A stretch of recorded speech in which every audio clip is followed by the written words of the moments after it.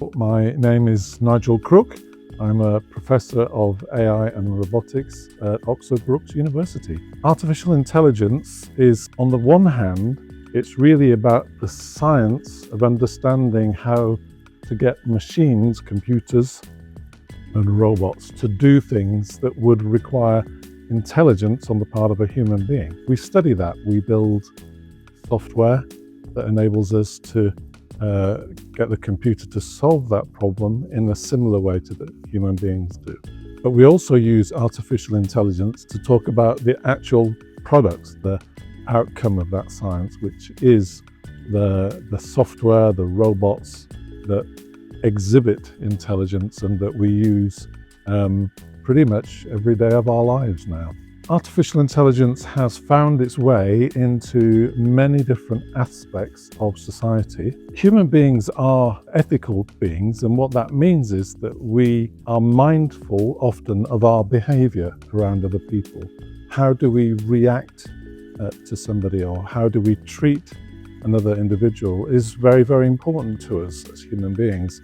And that aspect is becoming more important in artificial intelligence because these systems are interacting with people, and often they're interacting with them in the ways that human beings do. It's very important that the software itself is ethical in that it makes good decisions. So I think there are lots of ways in which artificial intelligence can have a really positive impact on the future. Climate change, where artificial intelligence can be used to do things like predict wildfires, or even to manage how we produce energy. Artificial intelligence has been used recently to create images, and amazing images and photorealistic videos. It's not, in my view, the same way that a human being does it. A human being, when they create a piece of artwork, do it from their conscious experience, or their experience of the world, what they see, what they hear, the encounters that they have, the emotions that they've experienced, and all of that goes into making a piece of artwork for a human being. It's not just following rules, and it's not just following an algorithm that creates something.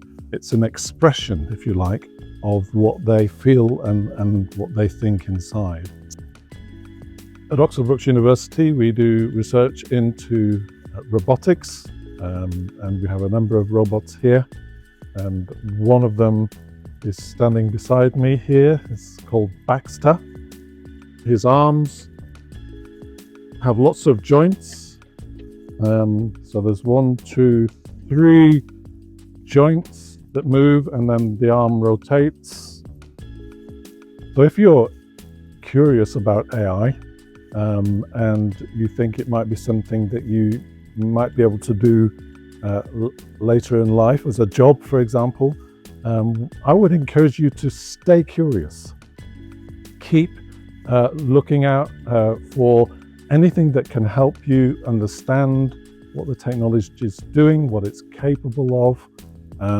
Understand its limits and recognize that it's not perfect. It does get things wrong, but nevertheless, it is a really interesting and often very helpful technology. So keep that curiosity. Follow what excites you and what energizes you. That's the key thing. Don't get into AI just because you think it might be a good thing to do. If you have a natural interest in why people can solve problems and how you could perhaps copy that by a robot or a piece of software, then go for it and really find out as much as you can about the technology and think about it and understand its impact and its potential.